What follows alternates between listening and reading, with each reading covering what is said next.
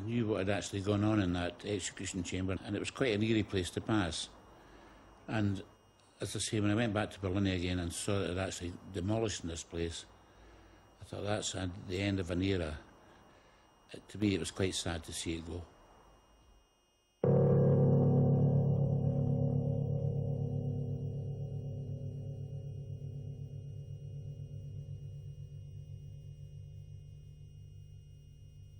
Albert Pierpoint, I think he was Great Britain's most famous executioner. He did all the executions at Berlin whilst I was there. And I was a great friend of Albert Pierpoint. I used to have a drink with him, and right up till his death, I used to go and visit him in his nursing home.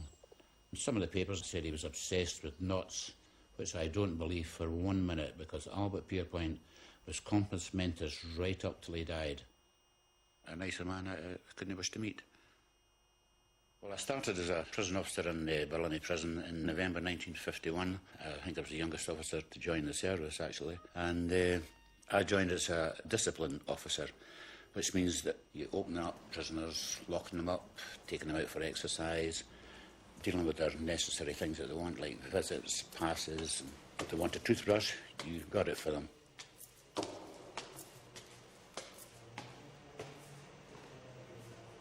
My first encounter with murderers in Berlin was when I was in the untried, unconvicted hall with James Smith. He actually was about the same age as myself. He was 21, and in fact he had his 21st birthday in Berlin in, I think it was December 1951. I gave him his birthday cards into the cell.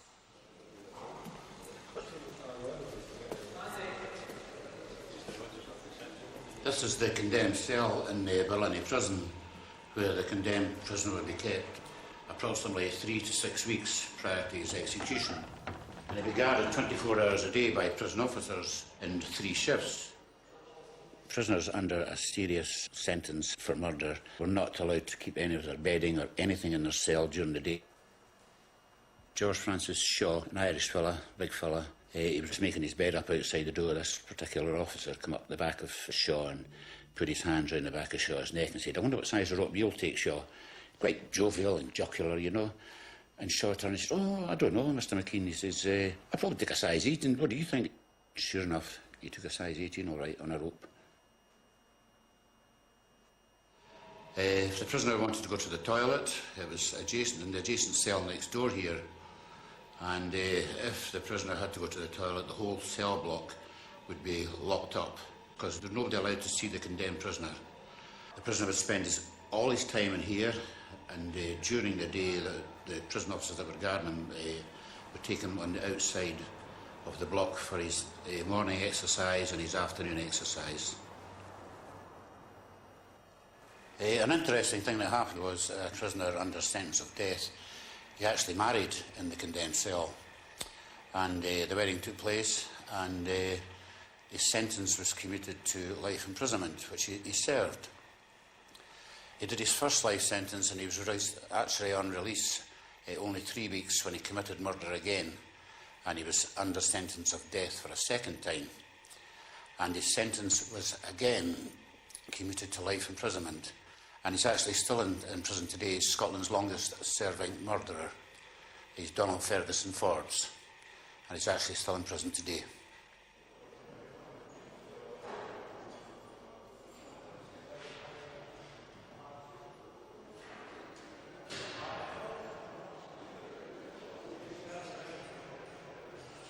There was always quite a good supply of tea in a big brown teapot in the condemned cell, and you just chatted away with the prisoner about anything at all, except the obvious. Berlin, you had to come out the condemned cell and walk across from one side of the gallery into the double doors, on the other side into the execution chamber. The prisoner, although he passed that door many a time going to his exercise, he didn't know that that's exactly where the death cell was. One occasion, when the death watch officers were bringing the prisoner out to take him across into the death cell, he actually broke away and ran along the gallery with his arms strapped behind him. One of the officers dived at his feet and brought him down with a rugby tackle, and they picked him up and dragged him along the gallery and got him into the execution chamber, and then he was hanged. The actual layout of the scaffold in Berlin prison is on 3 levels. The high level, which is the 3rd floor, has the beam which attaches the rope onto. It comes through into the 2nd floor, where the lever the hangman uses to open the trapdoors, which go down to the ground floor.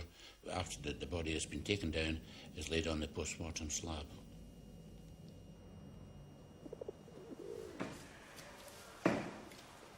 Well, here I am in the beam room above the execution chamber, and it's 40-odd years ago since I was last in here.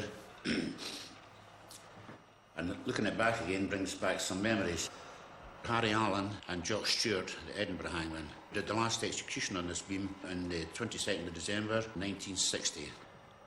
This beam here is designed to do multiple executions. They could do 3 at a time here in Ballinea, but the 10 executions that they did here were all done in singles. Now, 2 or 3 days prior to the execution, the executioner's box would arrive in the prison containing all the equipment for the execution, which would include 2 ropes, a brand new one, and one that had already been used before. This is the type of rope that was used on executions. It's 3/4 inch white Italian hemp. There would be a brass eyelet on this piece here, and that would slot through it. The brass eyelet on that longer end, the rope was actually 10'6" long. This piece of the rope would be all lined in very soft calf leather, so that when it was placed round the neck, over the top of the hood, because there was such a backdraft when the trapdoors fell open, that it was liable to blow the hood off. Then there was a black rubber washer slid down the rope and held it tight. It always had to be underneath his left jaw so that it snapped the 2nd and 3rd vertebrae, and that was him instantaneous dead. The prison engineer would have all this fixed up before the executioners arrived, and when they arrived at the prison one day before the execution, they would then come up in the afternoon up to the beam room here and check that the apparatus had all been fixed up correctly by the prison engineer. Then we'd put copper wire down the side of the rope and put a chalk mark across the side of the rope, so when they dropped the sandbag to leave it suspended all night, they would come back in the morning and they could check that the chalk mark had moved maybe down 2-3 inches. That means the rope had stretched that distance. This piece of the apparatus was used by the executioners to do their final adjustments to the rope to make sure that it was the exact drop that the executioner had decided according to the weight of the prisoner. 1,000 pounds divided by stones and pounds gives the executioner to the nearest half-inch what he's going to drop him in the morning. He would then adjust on the chains up here, bring the rope up 2 or 3 inches, so that when he said that the rope was going to drop at 7'1", 5'6", 6'6", whatever drop he had decided, the rope would stop dead on that line that he had marked on the rope.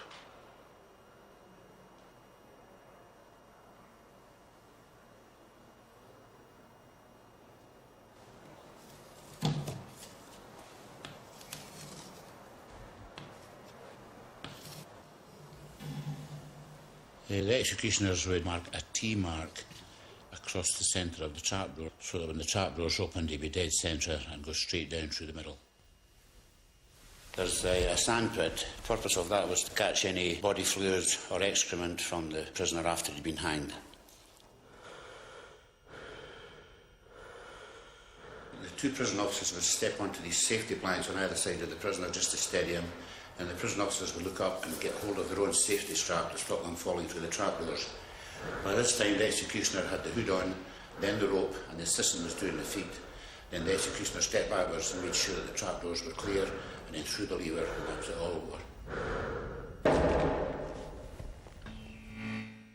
After the execution, the body would be left suspended for 1 hour. When the executioners would come back, he was re-examined again to prove that he was dead. He would then be lowered down into the chamber underneath, where his coffin would be lying there, and he'd be sealed and he'd be taken outside. His body belongs to the state, so he's buried within the prison grounds. This is the grave area in Ballinea Prison where the executed prisoners were buried. They started in Ballinea in 1946 after Duke Street Prison closed down. And the first one was approximately here, which was John Lyons. The next one after him, was shortly after him, was Carricker. Then we came to Caldwell. Then the next one after that was Harris. Then we came to this grave here that always seems to be sinking. Robertson, the Glasgow policeman. He killed the wife, knocked her down with his car, and he backed the car over her to make sure that he'd killed her. That's the Glasgow policeman. The next one after the Glasgow policeman was James Smith. This seems to be the grave that always seems to be missing in Barlinnie. He was hanged on the 12th of April 1952, and he was actually hanged on my birthday on a Saturday morning. The next grave after him was Patrick Devaney. He killed his wife with a hatchet, and then to finish her really off, he strangled her, and that was Patrick Devaney. The next one after him was George Francis Shaw. He killed, I think it was a hermit down in Dumfries. After Shaw, we come to Peter Manuel's grave, Scotland's most famous, notorious mass murderer. Then we come to the last one, was Anthony Miller. He was hanged by Harry Allen and Jock Stewart, the Edinburgh hangman. And as the hangman were about to execute him, he said to the hangman, "Please, mister," and just as they were putting the hood over his head, it said there was tears in his eyes. And that was the last execution that was carried out in Barlinnie Prison on the 22nd of December 1960.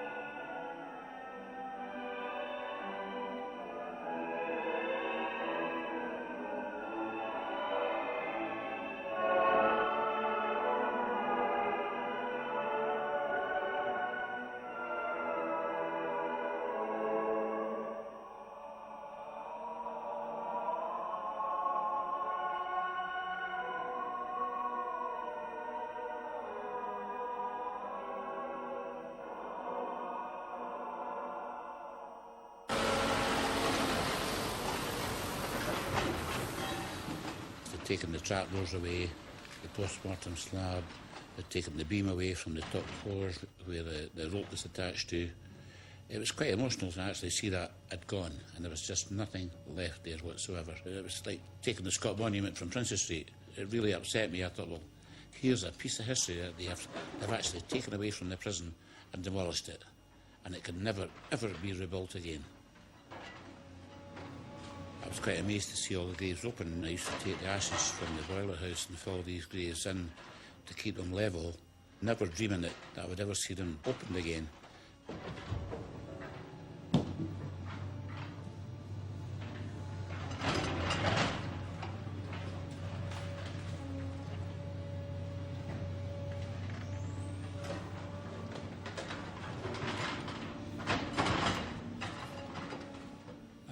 Believer in capital punishment.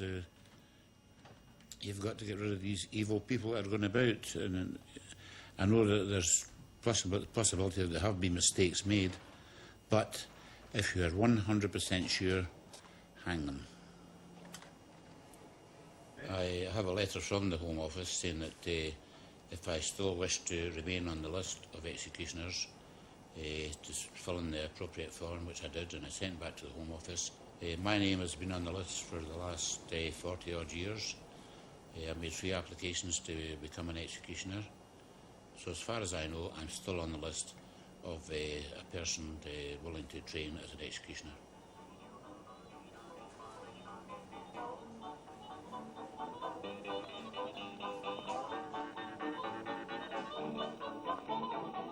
Open up them pearly gates, open up them pearly gates, open up them pearly gates for me. Hallelujah, hallelujah. When you hear that trumpet blast, I'm a coming home at last. Open up them pearly gates for me. Listen, all you sinners, if you want to get to heaven, better get down on your knees and pray. Oh, all of you gambling skinners, better quit saying 7-11. Get yourself prepared for Judgment Day. Yes, I done had a vision, seen the pearly gates are closing, and I seen you sinners all outside. You better make your decision, pray that you'll be chosen. It's gonna be too late when you done lay down and die. Open up them pearly gates, open up them pearly gates, open up them pearly gates for me. Hallelujah. What they've done to the body, they've killed it by judicial hanging. You know, I've snapped its neck and that's it.